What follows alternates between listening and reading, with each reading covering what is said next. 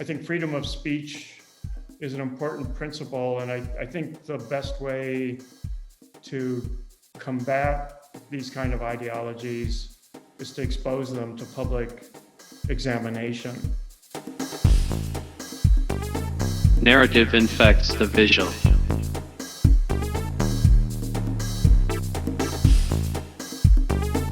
And the very notion of purity in art is irrelevant.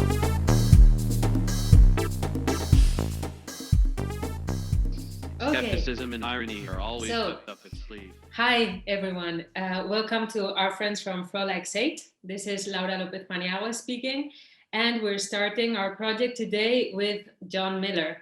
John, hi. Hello. Thanks for inviting me. It's my pleasure. My pleasure. Thanks so much. And also thanks to Takuji Kogo and you for allowing us to use a Tortured Mannerism as the theme song for this video podcast. Mm-hmm. I want to hear the whole story, which you told me, and it's a fantastic story, so I want us to share it. But let's talk about this later. And I want to say that Robot is my favorite artist band of the month. So thanks a lot, John. So I'm going to introduce you for a second. So John is an artist, writer, and musician based in New York and Berlin. He attended, among other institutions, called Arts, where he met Mike Kelly, who became his friend and collaborator. John is professor of professional practice in art history at Barnard College in New York. Among your exhibitions, I'm going to highlight an elixir of immortality at the Schinkel Pavilion in 2020, curated by Nina Paul, and I Stand, I Fall at the Institute of Contemporary Art, ICA Miami, curated by Alex Gartenfeld. Solo museum exhibitions, including Museum Ludwig Cologne, Kunsthalle Zurich, etc. And of your writings, I want to highlight The Price Club and The Ruin of Exchange, the volumes that collect your selected writings. And of course, your monograph, Mike Kelly Educational Complex, which you published in 2015, and is one of the reasons why you and I know each other.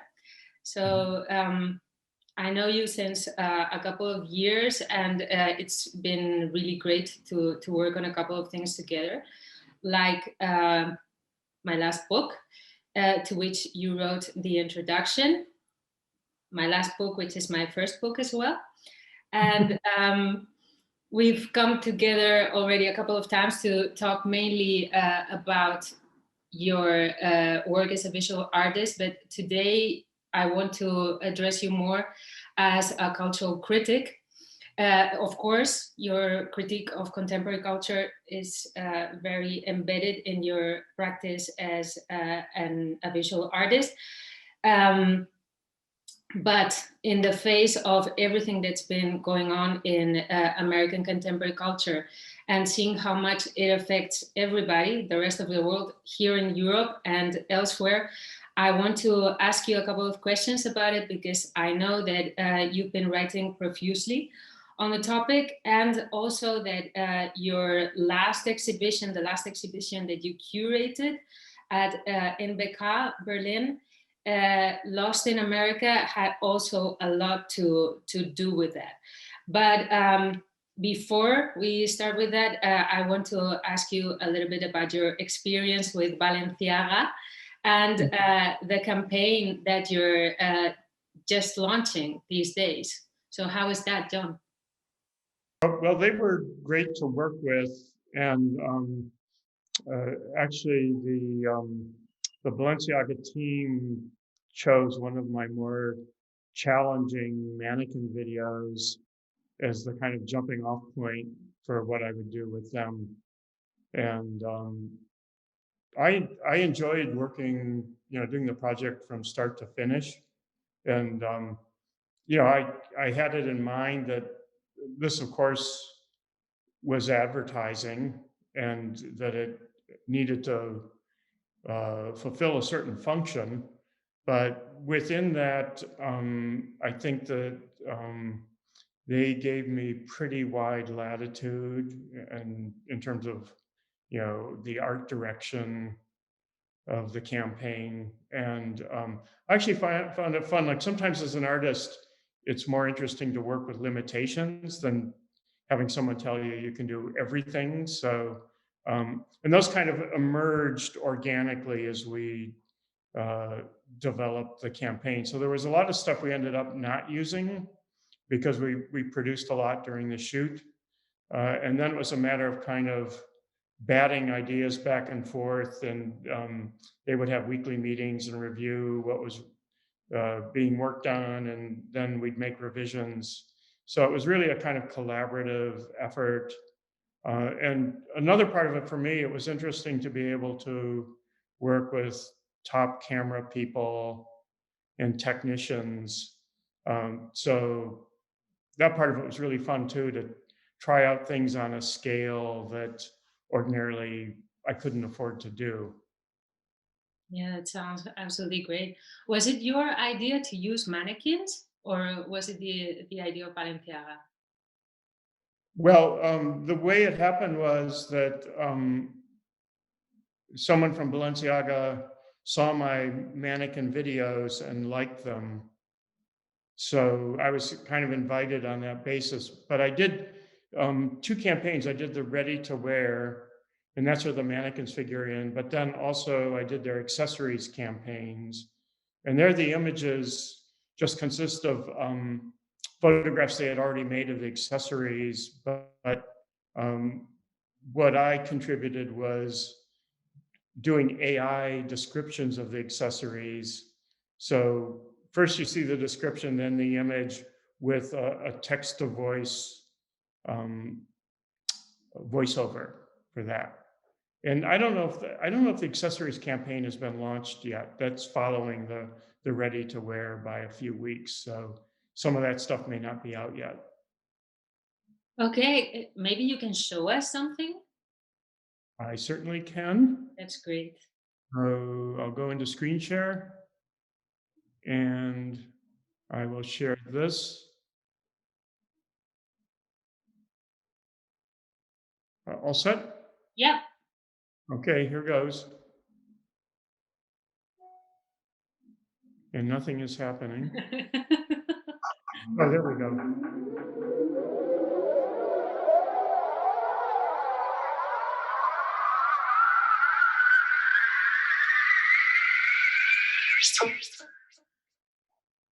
All right.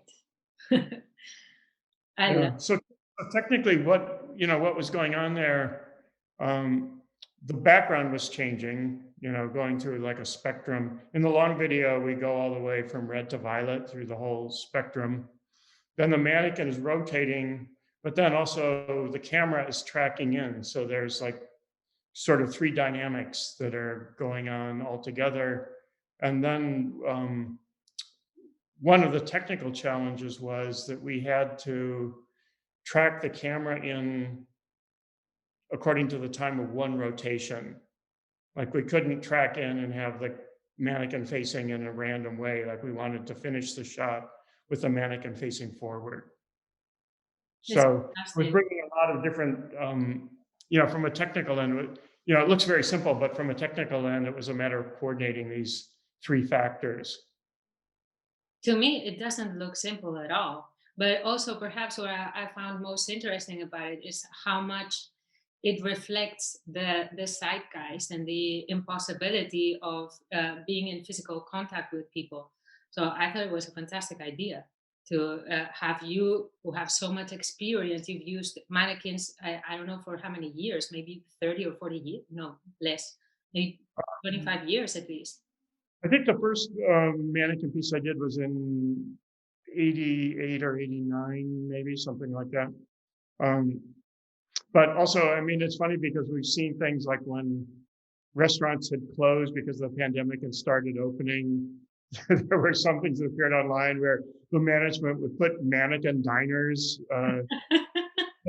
which there was one restaurant I think in Baltimore where they had these mannequins dressed sort of like in Great Gatsby-like clothing, so it was very peculiar. And then, the various like sports events where I think this happened more in Asia, where they put mannequins in the stadium.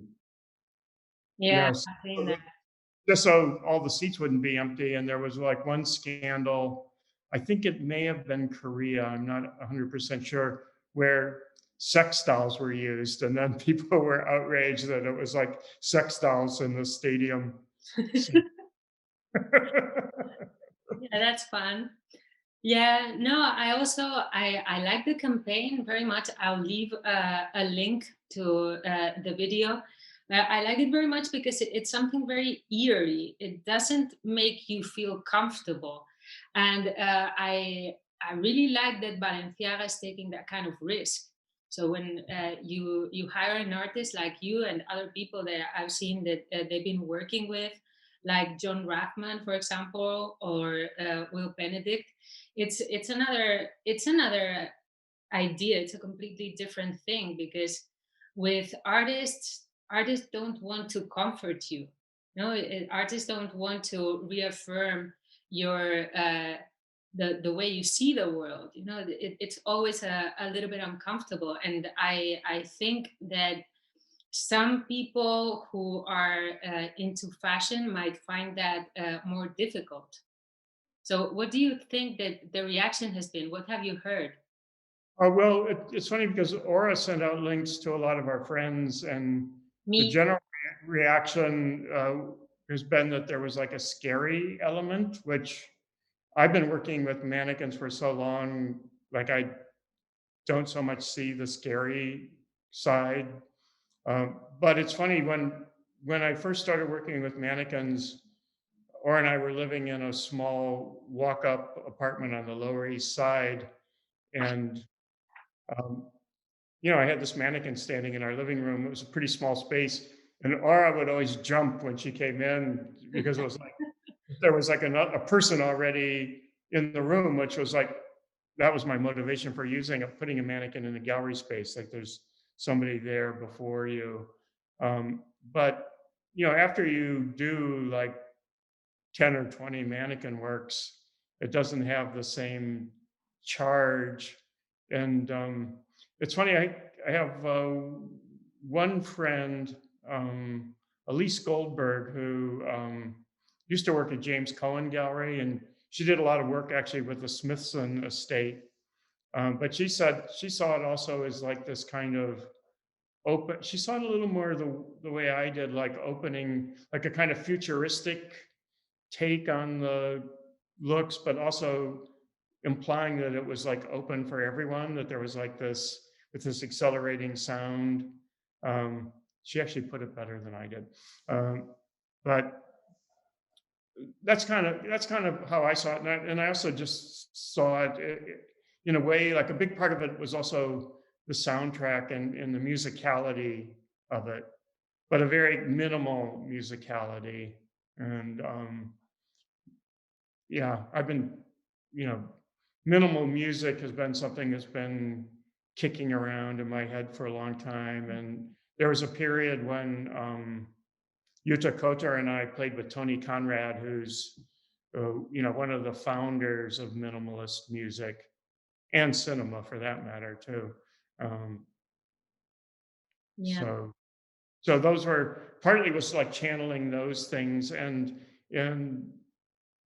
one thing that does run throughout minimalism is it's kind of like a reordering of how you perceive things, and so um, it's kind of phenomenological in a way, uh, and even bands like Sonic Youth that grow out of like a concrete use of sound.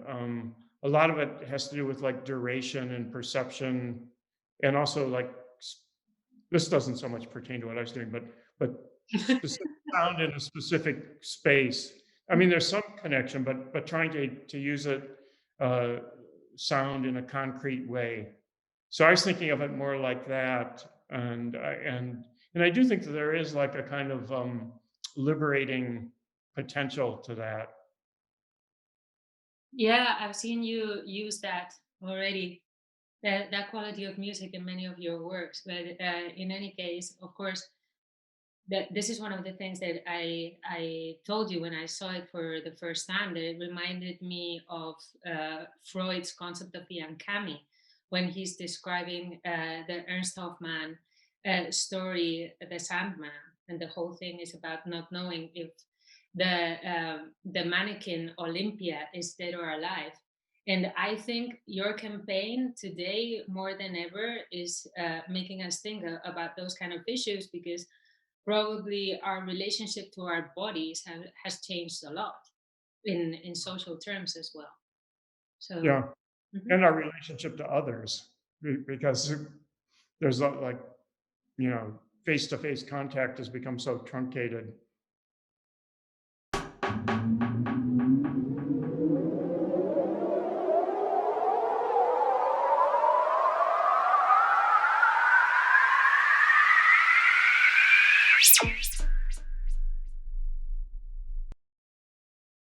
Okay, I'm going to ask you now about American politics. I could speak like 3 hours about Mhm. mannequins with you, but we do that another day.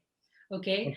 so well, this idea, the idea for this conversation, came out of a conversation that I had with you, kind of, I think it was after the storming of the Capitol, when I told you that I was completely shocked and I didn't see that coming. And you told me that sadly it didn't surprise you as much. Somehow you were seeing this as something that could happen, which was totally unfathomable for me. And then you mentioned three articles that you wrote for eFlux, I think it was in 2012. And that actually came from a conversation that you had with Mike Kelly in 1994, where in which you were supposed to discuss the underground political and aesthetic culture of the US. So yeah, in these three articles, very long articles, by the way, John, but I enjoyed it very much. So you were observing growing polarization between the US federal government and a grassroots growing right militia movement. And yeah, so this right-wing militia was somehow becoming the counterpart of militant leftism. And I'm talking here about things that you refer to, like Ruby Ridge and Waco, Oklahoma City, Fort Davis, Texas, etc. At that point, you were observing that polarization in the 90s between the US federal government and this right-wing militia that was consolidating itself. But it somehow seems that with Trump, it became an issue of the whole country. So it seems like the whole country became polarized ideologically. So that in a way, Trump had tapped into some very deep-rooted sentiments and problems that were part of the landscape in the US, but existed more marginally. But he managed somehow to bring them to the fore. So what do you think? Yeah, well, clearly Trump is a demagogue. And, in many ways, what he does is unbelievably idiotic or spiteful. But it's a mistake to underestimate him. And he understands media very well. And, what he was playing off of, I think, were um, things that were creating fear within sort of like the older white majority of the United States.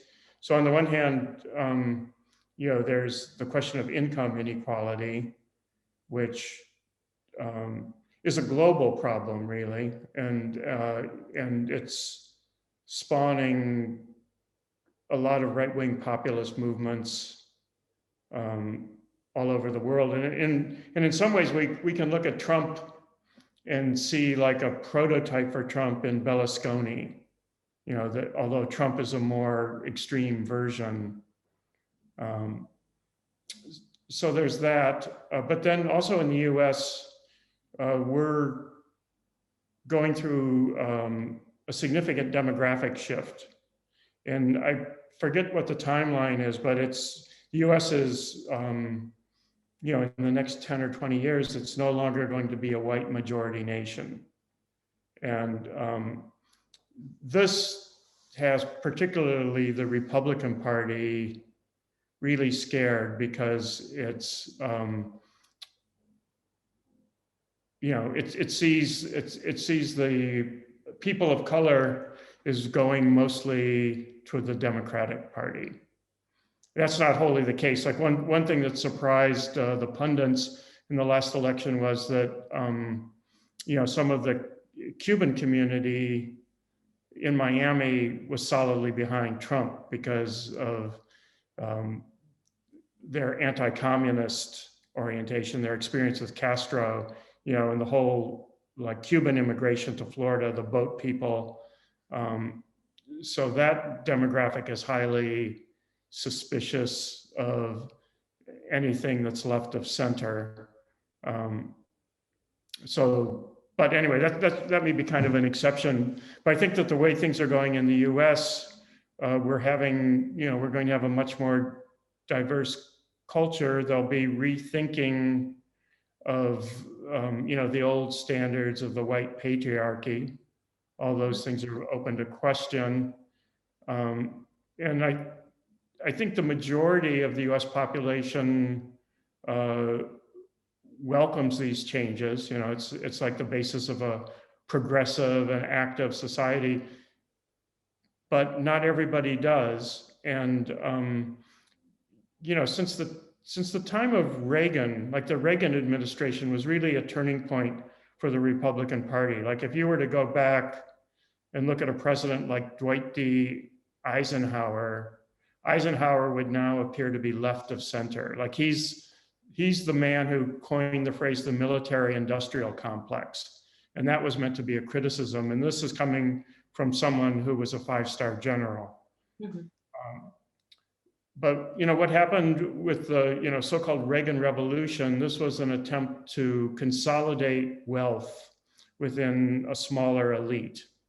That was Reagan's, and ironically, Reagan had started out as a Democrat. He came in some way out of the labor movement because he was, I think he was like the director of the Screen Actors Guild or something like that, or became their best known representative. But then he was hired by companies like General Electric to become their spokesperson. And GE had a specific labor policy called Bulwerism, which was not to negotiate with the union, but just to drive them down. So Reagan, sort of his whole ideology realigned with that very hardcore right-wing anti-labor perspective. And, and that was like the launch of his political career. And then at the same time, the Republican Party began to pursue political division as a basis for its support. So that happened with, first of all, with the evangelical church and questions about, pro-choice versus right to life. And oddly enough, the evangelical church didn't care that much about abortion until Republicans started pushing that issue. And then they got behind that. And that's become like a huge wedge issue in US politics. Mm-hmm.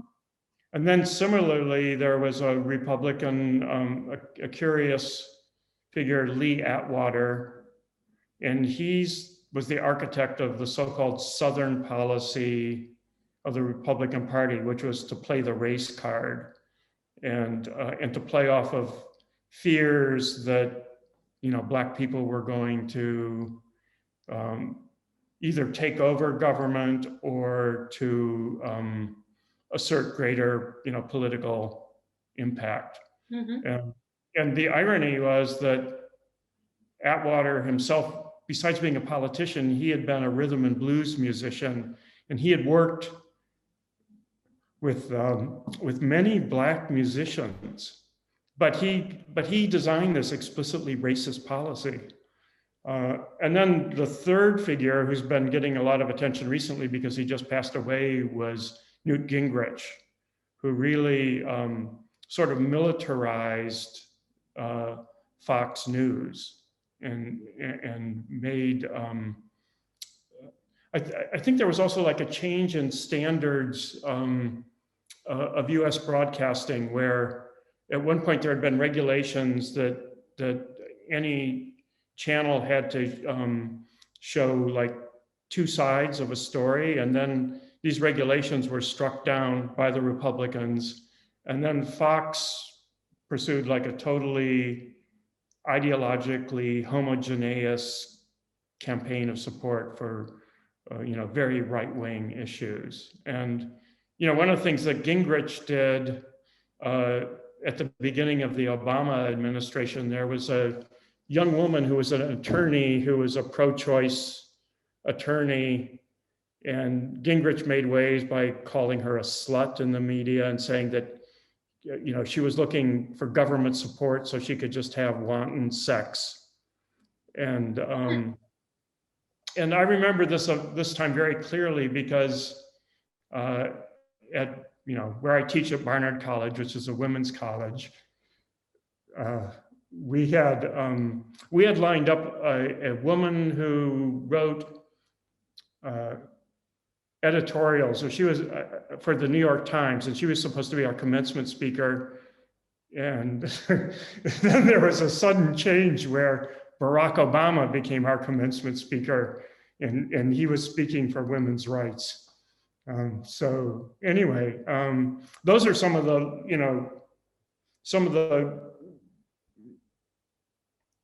figures of the last 25 years who shaped the Republican Party and kind of created a basis where a figure like Trump, who was still kind of like an upsetter figure, but there were also connections to the direction where the party was going.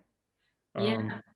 No, this is also connected to the next question I wanted to ask you, because it seems so. All of these issues seem to have been brewing for a very long time, but they have somehow exploded in the last years, and I find that very interesting. So, for example, and you go very far into this in your articles. You speak about racism, you speak about sexism, you speak about conspiracy theories. But if we talk about racism, so after the murder of Breonna Taylor and George Floyd, it becomes central stage. Sexism after the MeToo movement, or with the MeToo movement, also becomes the center of cultural discourse. And also conspiracy theories that you map out very painstakingly and have been part of the discourse for a very long time. Then with QAnon, they go totally wild. And I mean, it's more than that. They become a social phenomenon that ends up in the assault of the Capitol and in an attempt of a coup d'etat. So why has the situation accelerated so much? Why has it become so extreme in the last years? So first of all, do you agree that it seems like everything exploded, everything that has been brewing and appearing and disappearing more in history has suddenly in the last 4 or 5 years exploded? And if so, why do you think this happened? Well, it has become a flashpoint, but there were prior flashpoints in American history too. And during the early years of the Clinton administration, there were these armed standoffs between militia movements. So they were groups that were armed and were thinking about seceding in some way from the United States. And there was this whole ideology that the Northwest is, it's probably changed since then, but the percentage of people of color was very low, and these right-wing extremists were talking about forming a separate nation in the Northwest that would exclude people of color. And I remember that, like with the Oklahoma City bombing and things like that, there was like an equal sense of crisis, although it didn't have the same kind of symbolic resonance that storming the Capitol did, and nor was it attached to an attempt to delegitimize an election. That's what was different about this time. But U.S. history is actually checkered with rebellions, like the biggest being the Civil War. That was like much more upsetting than what happened with Trump. But even right after the American Revolution, there were a series of small rebellions, like the Whiskey Rebellion, things like this, things about taxes. So there's a consistency to these uprisings too in U.S. history. And I was surprised to even discover at one point there was a 3-day war between the state of Ohio and the state of Michigan called the Toledo War. And no lives were lost. Ohio won and got Toledo to be part of Ohio, the city of Toledo. But it's just crazy that how many internal wars and revolutions actually and rebellions have happened throughout U.S. history. But maybe to focus on what's going on now, I'm just going to scroll down a little bit here.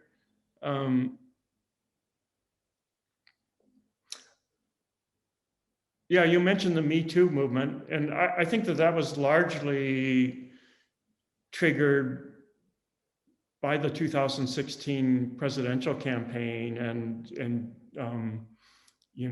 Trump's checkered past with women. That was like a big mobilizing force. And it's interesting because I think the MeToo movement has made structural change and in the morality and ethics of how, of how to understand women's place in society. But there are also, in 2016 and 2017, there were women's marches, but then those factionalized, and I don't think that there was ever a third women's march, so that was too bad. But I do think, as a whole, like the changes and the questions that MeToo raised are really here to stay now. They've been established, and I think even to the point where the right wing can't disavow these questions the way that it once did. You think that the same is going to happen with race, with everything that happened with Black Lives Matter? It's funny how racial justice is such a stubborn kind of structural question that has been, the progress has been so slow. And if you go back to some of the goals during the Reconstruction era, even by today's standards, those goals were progressive, but they were also systematically rolled back. It's interesting because in U.S. history, Black people got the right to vote before women did, and the feminist movement and the civil rights movement were developing kind of in tandem. So officially, Black people got the right to vote prior to women, but then there were all these techniques of voter suppression that have carry over right into the present. So, one of the techniques of suppressing Black votes is gerrymandering, like redrawing voting districts so that Black people never have a majority in any district. Or also the attempt to manipulate the census. This was, something else that's ongoing. But, I think one thing that's brought a lot of this to the fore has been changes in media. And, going all the way back to Rodney King, where, people with camcorders produced a record of, racist violence. In the 90s, that led to like a huge uprising in Los Angeles. Mm-hmm. Now with cell phone videos, police body cameras, things like that, the public as a whole has a much more vivid sense of how much police violence is perpetrated and also how intense it is. So that mobilizes resistance. So that's one thing. And then, the killing of George Floyd was just so gratuitously brutal, mm-hmm. That of course it mobilized a movement. Like, how could it not? But then conversely, our media culture is complex, and it doesn't just work in one way. So one of the things that worked very well for Trump was Twitter, where he could speak directly to people. He could bypass conventional governmental institutions, and it allowed him to have like a more fascist relationship to his base, where he was. Wait, John, because I want to ask you about Trump and Twitter later, so don't go there yet. Sure. I get what you mean, but I want to go a little bit deeper into conspiracy theories, because this also is close to another of my interests and obsessions, which but yeah. So conspiracy theories are something that you map out in quite a lot of detail in your articles, and it's this idea of an international elite wanting to rule the world in organizations like the Freemasons, the Order of the Templars, and the Illuminati, and always being connected in the end to some very wealthy Jewish people. And when you read the history, as you lay it out, for example, it really seems like a tale that is tailored to manipulate people into having fear, just creating this other, mythical other that we want to oppose to and that unites us, this tribalism and so on. Mm-hmm. And of course, QAnon is built on the same kind of psychological mechanisms. There's no doubt about that.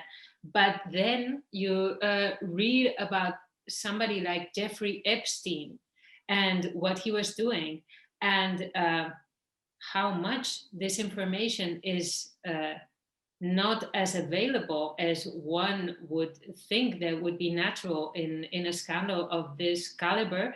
Then you start to wonder, what do you think? What do you think about this? Well, there's a lot there.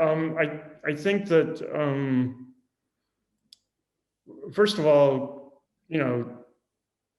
there's real conspiracies and there's fantasy conspiracies, but conspiracies do exist in the world. There's some that can be objectively proven,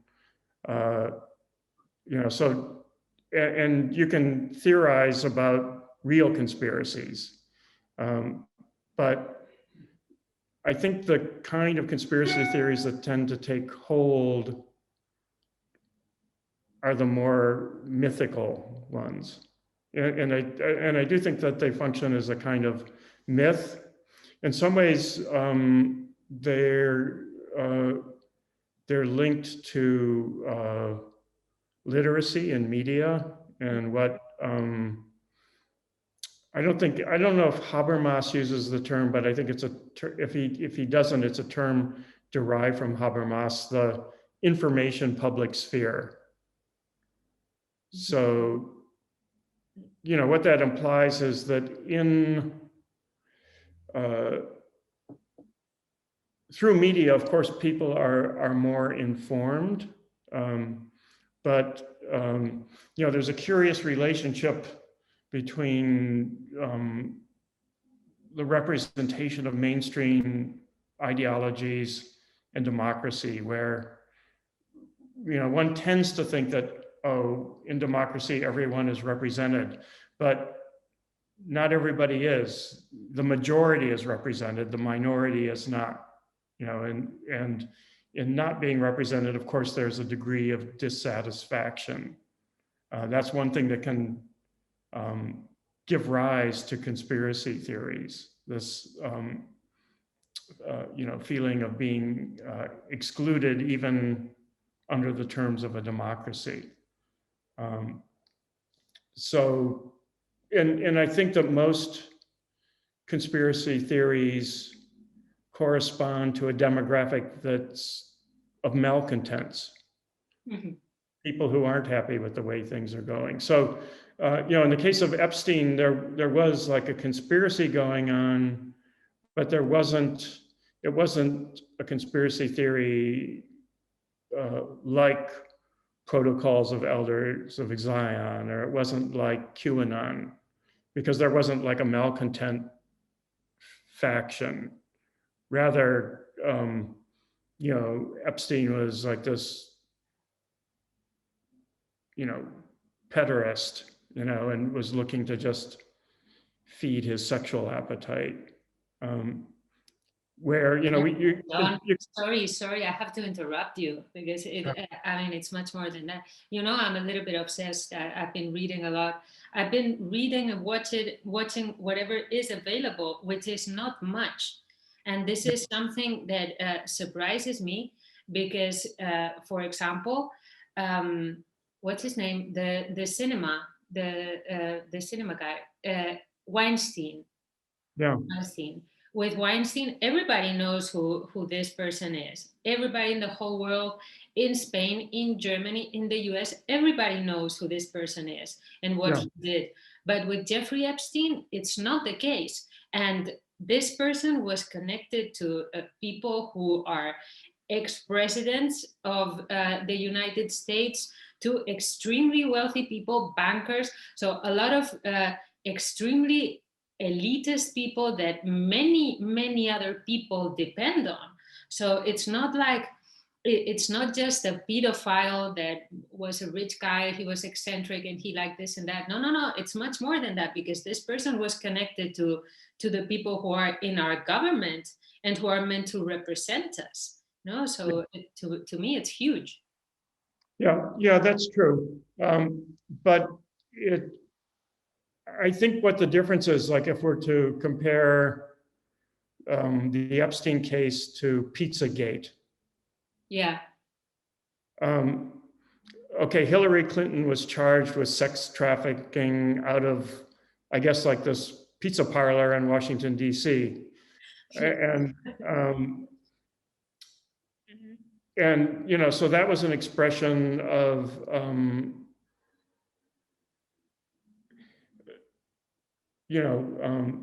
hatred for Clinton's political position, probably also hatred for her position as a successful woman politician. Epstein he may have, with his sex trafficking, he may have interacted with politicians, but there wasn't, and he was involved in a genuine conspiracy, but it didn't have this mythological component. And there wasn't like a dissatisfied class projecting their ire onto him. It was more the case that he was operating pretty much under the radar. So that's what I meant. Not that, you know, because he moved in a lot of different political circles among the wealthy and the politically connected. There's no doubt about that. But as far as I can tell, there wasn't like a political or social agenda attached to that. Yeah, I see what you mean, but Yeah. of course, I'm thinking, I'm aware that it's not something that we're doing very often today. Just trying to put ourselves in the shoes of the other people. But when I think about all these people who believe in QAnon. Um, and who are looking for conspiracies, who are really thinking that there is this deep state and so on and so forth.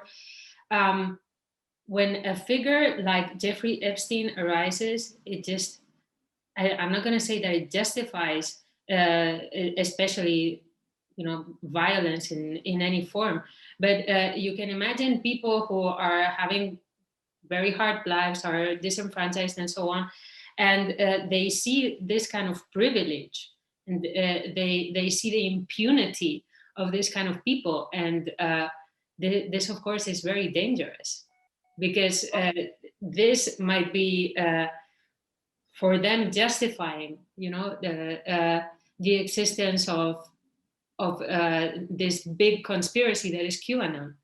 You see what I mean? That would logically seem to be the case, but as far as I know, nobody on the right wing has been pointing to Epstein. Oh, really? I haven't. Have you seen any any of Trump's base like outraged by Epstein? I haven't heard a peep. But I don't see anybody outraged by Epstein. Just a couple of journalists here and there. I don't see people having these conversations and pundits and so on. I haven't seen that. It's just like, yeah, something happened. Yeah, he committed suicide. Maybe not. Well, things. No, that's everything I've seen. But anyway, let's move on. Well, I think that the women and were outraged by Epstein, and then also, people would be concerned with questions like sex trafficking were outraged. But in terms of him becoming a political symbol in this kind of mythic way, it didn't happen. Yeah, that's true. So, but to talk a little bit about like the anti-Semitic components of conspiracy theory, I think part of it goes back to Tsarist Russia and the first sort of stirrings of socialism and communism, and some of the first. The Jewish Labor Bund was one of the first proto-socialist organizations, and and there were just factories in Lithuania and Poland and in Russia where there were majority Jewish workers working in the factory, and they formed communal groups to support each other. And they were generally progressive, and this was like late 19th century. So as these groups kind of come into being as Russia starts to industrialize, and then the Protocols of the Elders of Zion appear in 1903, so a few years afterwards, and it represented an attempt to demonize social critique within Russia, and to blame it on Jewish people, and moreover, then to say that it's part of a worldwide conspiracy. And then the odd thing is that that's picked up by Henry Ford in the U.S. Yeah. Who, and it's especially paradoxical because Ford was trying to blame Jews for the displacement of capitalism, when, what is Fordism? Like, that's the primary force in that era. But he published the protocols in his newspaper, the Dearborn Gazette. For that, Nazi Germany awarded him an Iron Cross. Mm. And then the Nazis picked up the protocols from Ford. So it went from Russia to the US to Germany. Wow. Yeah, so continuing from that point of anti-Semitism, because of the many times you mention it in your articles, I was looking a little bit into William Pierce's Turner Diaries, which is, I don't know if you would agree, but it's kind of like the American Mein Kampf. It's a reference book for racism and right-wing extremism in the US. And it's not written in the form of a manifesto, it's a novel. And it describes a violent revolution in the US that ends up in nuclear war. And in the end, everybody who's not white is exterminated. It's something like that.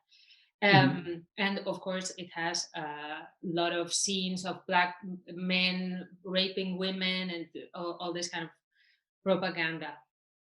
And this book, as you explained, was the inspiration of many right-wing movements and attacks, like the Oklahoma City bombings that you were mentioning before.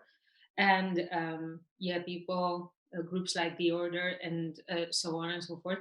And when I was reading about this, and I was looking a little bit into it, I was thinking, so it's legal, so you can buy this book, right? Yeah. I bought a copy for my research. Okay. Do you think this kind of literature should be banned? I don't.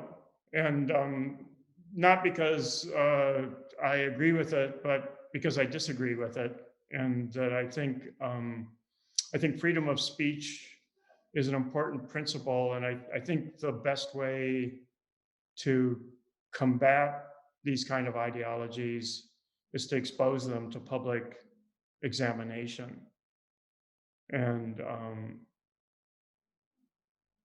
that kind of course, then what constitutes the public now has become problematized. But and we've seen that, there's kind of different demographics that exist within ideological silos, and a lot of that has to do with changes in media and with social media functioning. The social media platforms in some ways function in a governmental way, even though they're not elected, even though they're private. So all of that qualifies freedom of speech, but I don't think the speech itself should be censored. I think rather, like a classic example in American politics, we have an organization called the ACLU, the American Civil Liberties Union, and they're a very absolutely free speech organization. So even though they're generally left-oriented, they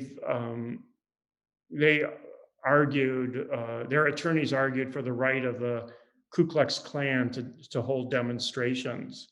And I think rather than censoring speech, in the case of the Klan, it would be much more effective to look, which I regard as a terrorist organization actually, but just to look at what they did and to follow up with police investigations. I think that the problem wasn't so much the speech, but turning a blind eye to the actions. Okay, so I want to ask you several questions about it. And so I'm asking you genuinely because I don't know what to think about this. So, for example, you know that in Germany you can't buy a copy of Mein Kampf. It's not Oh, possible. It's against the law. I don't know because to me it's more or less the same. So it's the same question: should this be banned or not? Should people have access to this or not? And then, on the other hand, um, I don't know if we talked about this before, but after the storming of the Capitol, when Trump was intervening, especially on Twitter, as you were saying before, I don't know. I, I like many other people. I think we were all thinking, can't somebody stop this? No, can somebody stop this man inciting violence and just uh, making the fire stronger among these people who are already pretty inflamed? But then, when he was banned from social media, at the beginning, I felt a kind of relief, but then something didn't sound right to me.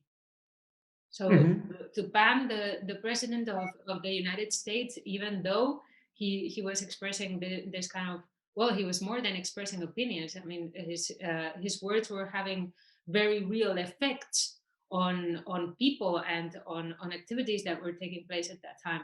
So, but to have Twitter ban him didn't sound right. What do you think about this? Yeah, well, first I would parse out the free speech issues um, to um, identify incitement explicitly. Mhm. And there's the saying in the US that you can't yell fire in a crowded theater, so it's like people would stampede out of the theater and, people could be injured or killed.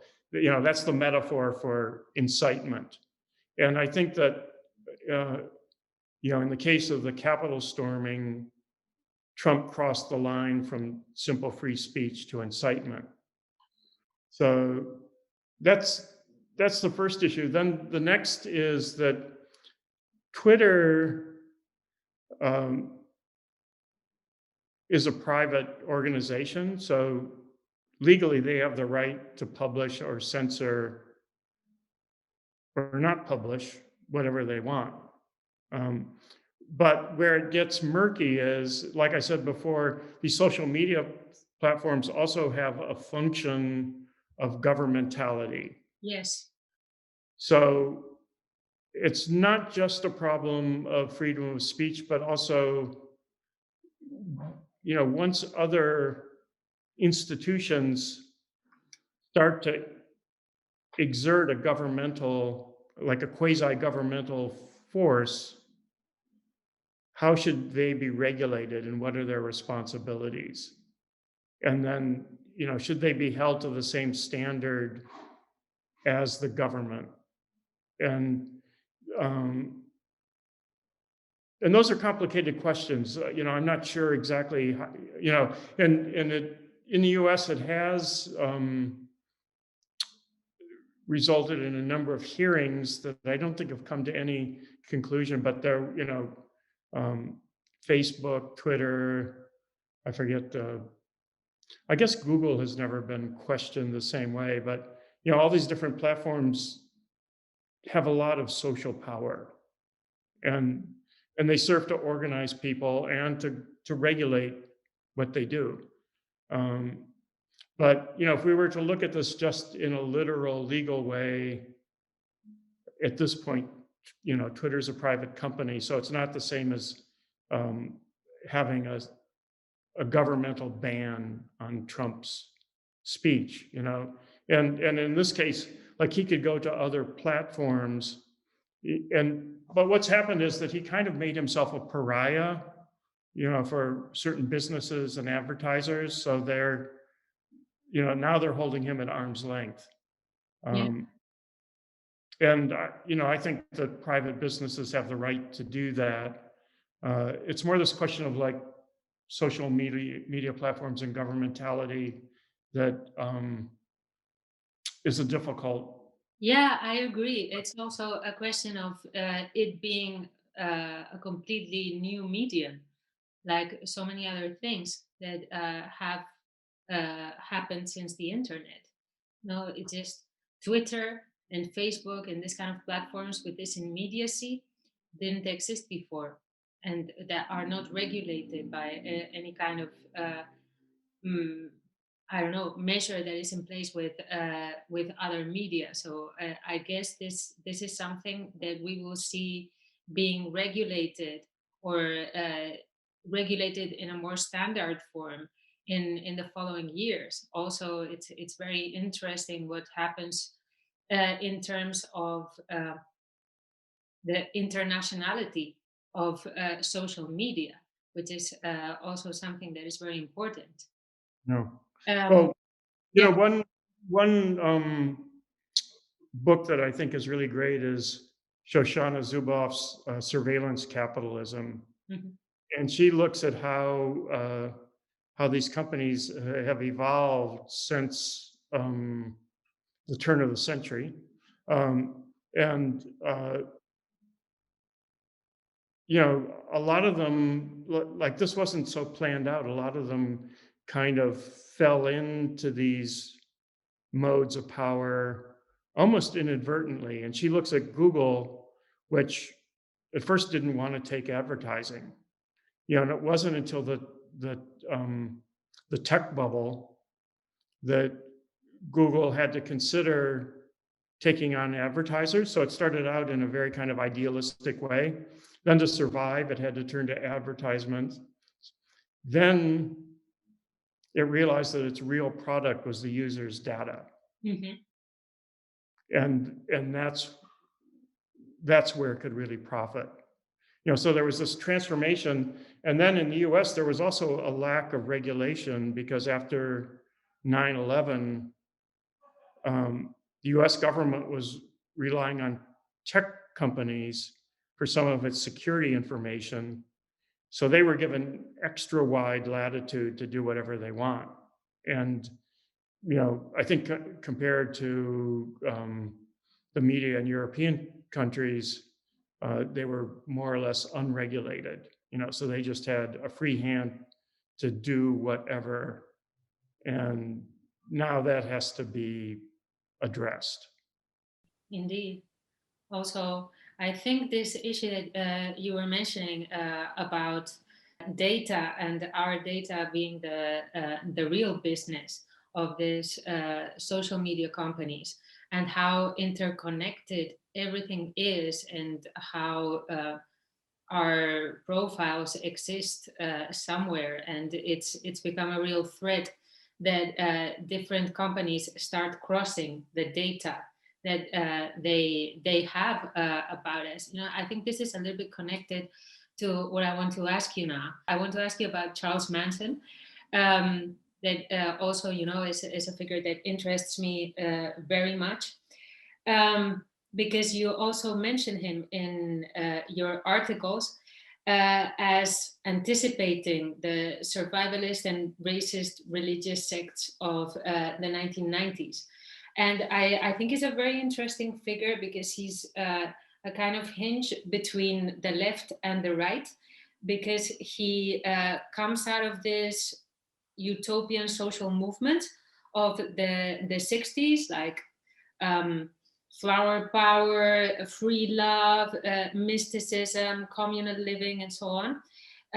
But he was actually building an ultra right wing militia, which was sexist, racist, and religious. So, and one thing that was it had me thinking for a while of what you wrote was that this kind of hippie ideology that made something like the Manson family possible, mm, uh, favored the group over the individual, because their goal was to abolish egoism. So, this is one idea.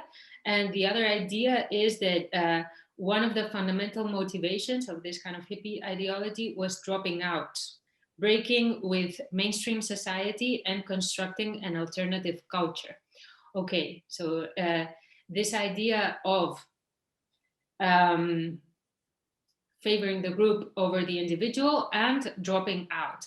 Okay, so these are ideas that I find very, very attractive, and very attractive for people today, especially bearing in mind how the whole institutions that build up our society have become very mistrusted, right? So there is a general mistrust of all of the institutions, from defund the police to you name it, everything, no?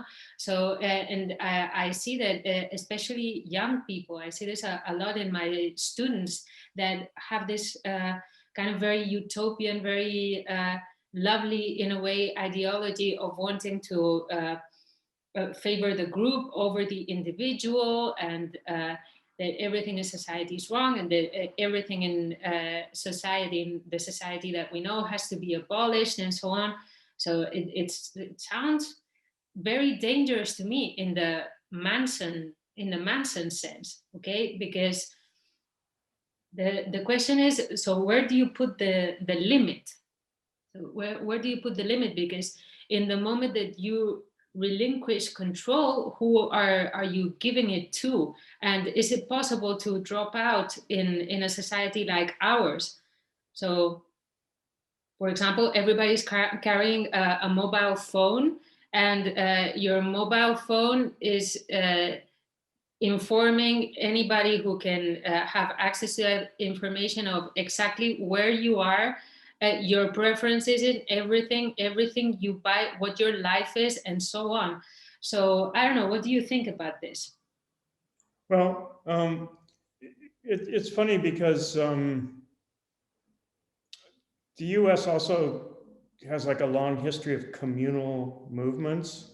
And some of them were progressive, that there were these idealistic socialist movements. And, even in my show, Lost in America, like with Caitlin McBride's work, references the Shaker communities, for example, which was one sort of utopian religious group that was progressive. But what happened with in the 1960s, I think that there was a point where the hippie movement kind of went sour, where people were taking mind expanding drugs like LSD, but then once you take them a lot, things start to change.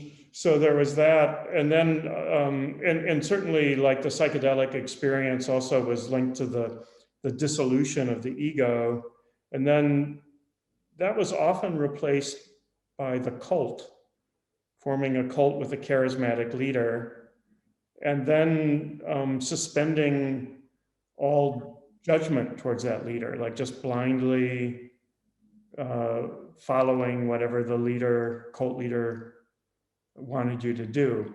And I think that was very much the case with Manson. And that's a horrible social model.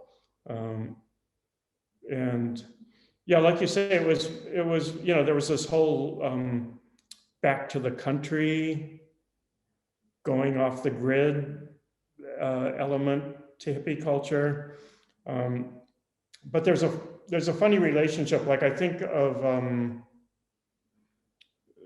there was one publication in the US, the Whole Earth Catalog, that was geared towards hippie and alternative cultures. And then that was followed by a more kind of ecologically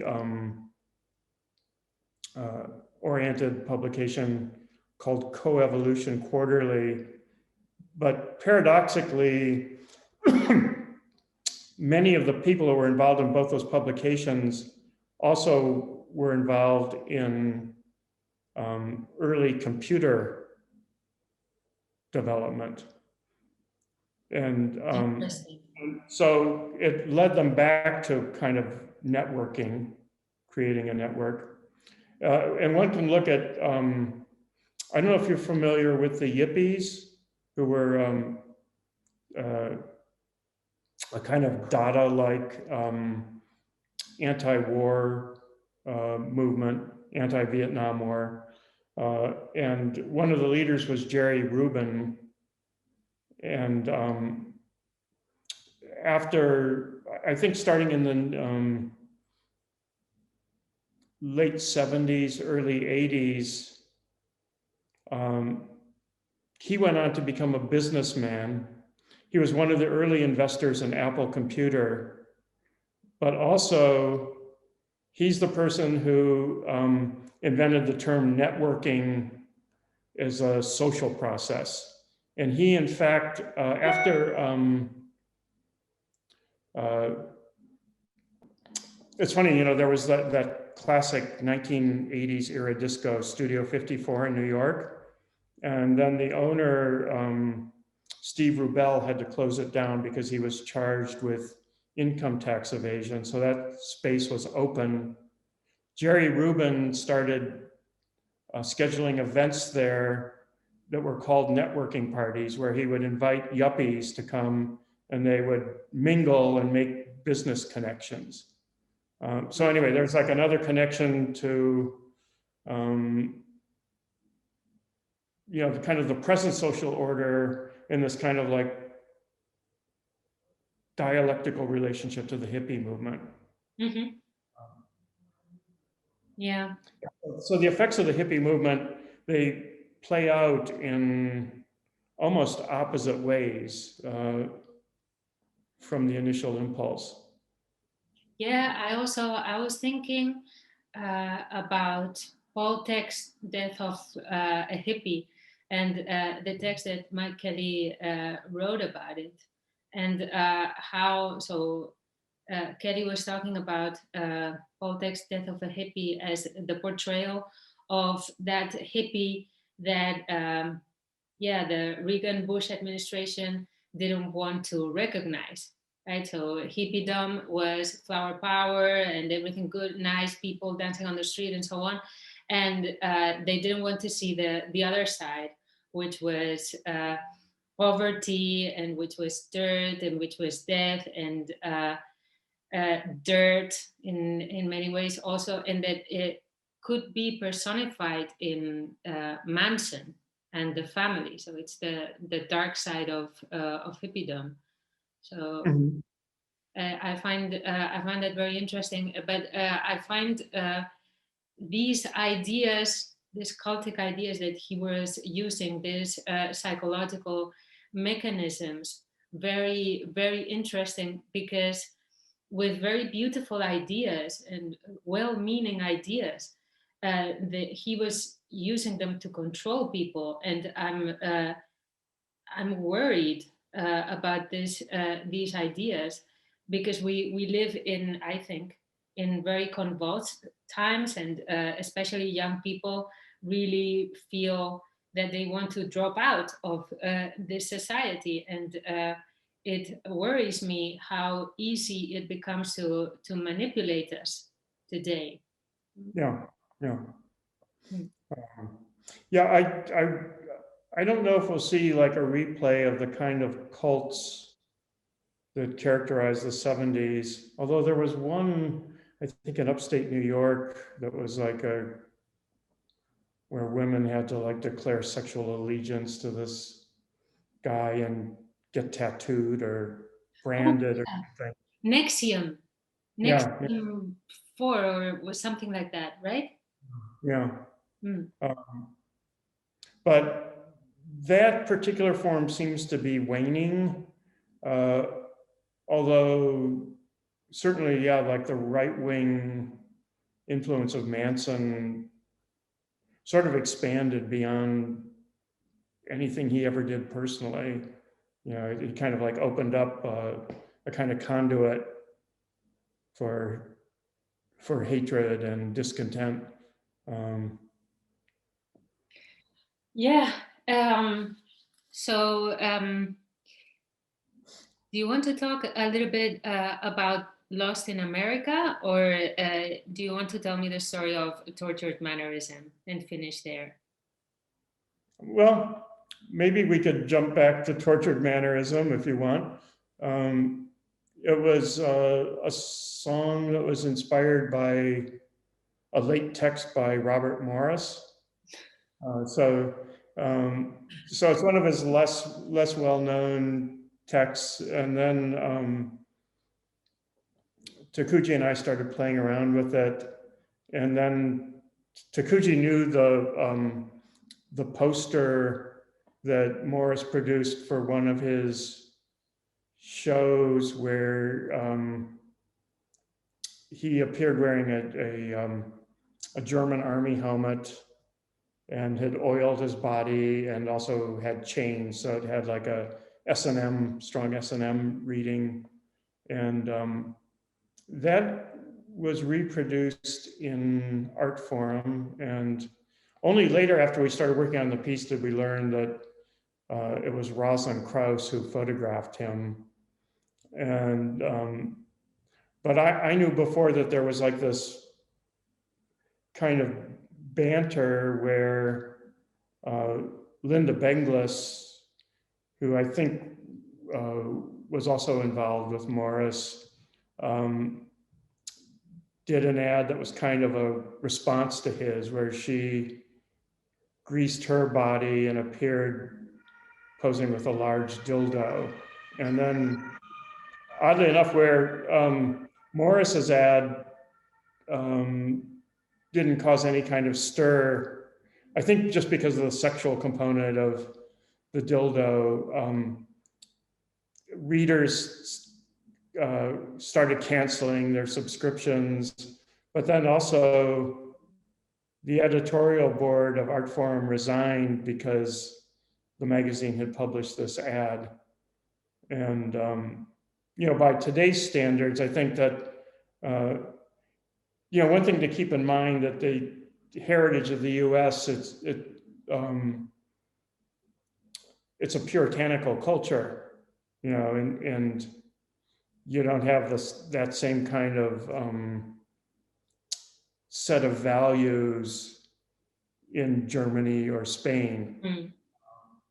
So, and the U.S. is a good bit less puritanical now than it was in the 1970s. So, and it's funny because like the people who reacted to Benglis's ad probably wouldn't think of themselves as puritanical, but you know, how much threat does an image of a dildo really pose? And also, I think like given the gesture, you know, it qualifies like how you would look at that image for sure. And anyway, I think by today's terms, it would seem like a tempest in a teapot, but back then it was like a huge deal. So we were playing with that thematically in the song.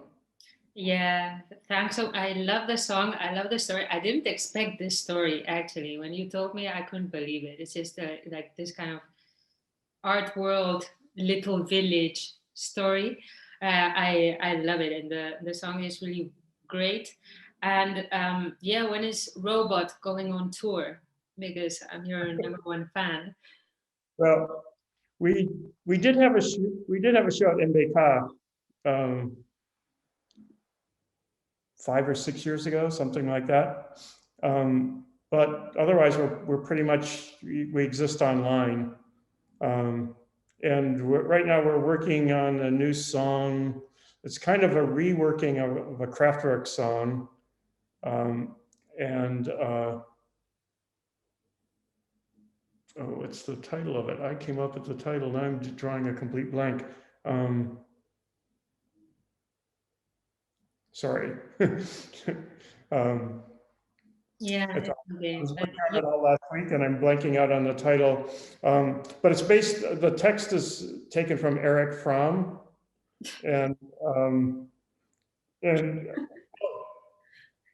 title of the song is The Mask of Happy.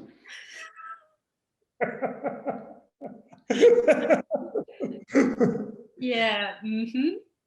You can't show us anything for the moment, right? It has a chorus of "You are a failure." That's I'd love to end this video podcast with that verse. It's very appropriate. So anyway, John, thanks a lot. Thanks for this. And yeah, see you soon. Okay, yeah, great talking with you. Bye. Thank you. Bye. Bye.